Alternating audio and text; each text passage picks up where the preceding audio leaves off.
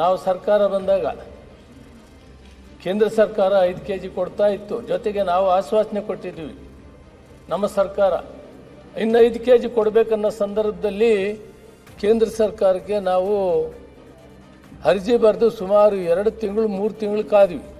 ಅಕ್ಕಿ ಸ್ಟಾಕ್ ಇದ್ದರೂ ಕೂಡ ಇವರು ಅಕ್ಕಿ ಕೊಡಲಿಲ್ಲ. ಅಕ್ಕಿ ಸ್ಟಾಕ್ ಇತ್ತು. ಅದಾದಮೇಲೆ ಏನು ಮಾಡಿದರು, ಆ ಸ್ಟಾಕ್ ಮಾರಕ್ಕಾಗದೇ ಇರುವಂಥ ಕಾಲದಲ್ಲಿ 17/1/25 ಮತ್ತೆ ನಿಮ್ಗೆ ಅಕ್ಕಿ ಕೊಡ್ತೀವಿ ಅಂತೇಳಿ ಹೇಳಿದ್ರು.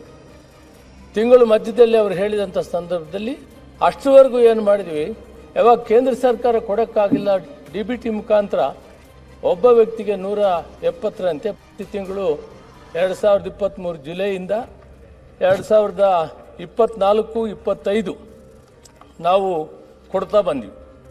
DBT ಜನವರಿ 25-17ರಲ್ಲಿ ಒಂದು ಪತ್ರವನ್ನು ಬರೆದು ಇಲ್ಲ ನಾವು ಅಕ್ಕಿ ಕೊಡ್ತೀವಿ ಅಂತ ಹೇಳಿದಂಥ ಸಂದರ್ಭದಲ್ಲಿ ಕೇಂದ್ರ ಸರ್ಕಾರ ಹೇಳಿದ ಆದೇಶನ ಪಾಲನೆ ಮಾಡಬೇಕು ಅಂತೇಳಿ ಆ ಜನವರಿ ತಿಂಗಳಲ್ಲಿ ನಾವು ಅವರಿಗೆ ಪತ್ರ ವ್ಯವಹಾರ ಮಾಡಿ ರೇಟ್ ಏನು ಫಿಕ್ಸ್ ಮಾಡ್ತೀವಿ, ಟ್ರಾನ್ಸ್ಪೋರ್ಟೇಷನ್ ಚಾರ್ಜು ಇವೆಲ್ಲ ವ್ಯವಹಾರಗಳು ಮಾಡಬೇಕಾದ್ರೆ ಫೆಬ್ರವರಿ ಬಂತು.